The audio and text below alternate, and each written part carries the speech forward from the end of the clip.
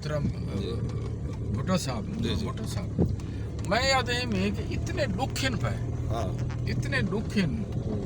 एक तो सारी रियासत को मखसूस जड़ा मुक्तदर है या वो बर्बाद की थी मैंने सारे कोई इदार नहीं बचा सारी फैमिलियां त्रुटदियां पईयां सारी तहजीब त्रुटदी पई है सारी शैवा खत्म थी पई यार इहदे जेड़ा वक्त मिले नेचर दे नाल गुजारो लोगों दे नाल जेड़ा प्यार कर सकदे वे अगर थोड़े है कैसे तो वो करो कैसे का कुछ दे सकते हो तो वो दे हो यार परिंदे बचाओ नेचर बचाओ मोहब्बत बताओ दरिया दे नेड़े अस दरिया नाल यकजेती वास्ते वेदे जी जार यकजेती दरिया नाल दरिया बचाओ हुन ये हुन दरिया जेड़े इन पे उसदी जिंदगी दे सामने इन पे दरिया सिंध है ये दरिया सिंध दे करीब पहुंच गए सी अच्छा ते फरीदुल्ला चौधरी साहब दी असा सरबराही दे विच ते मंजूर भुट्टो साहब दी रहनुमाई दे विच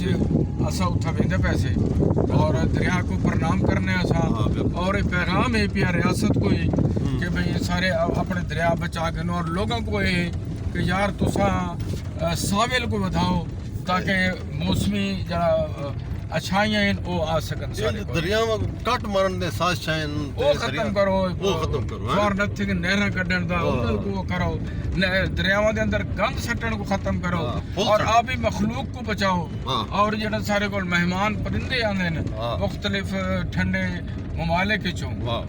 उन परिंदे को ना मारो उन को बचाओ असल ये पैगाम दरिया को भेन के यो असा मैसेज देना चाहते हैं बहुत शुक्रिया जी सारे मकसद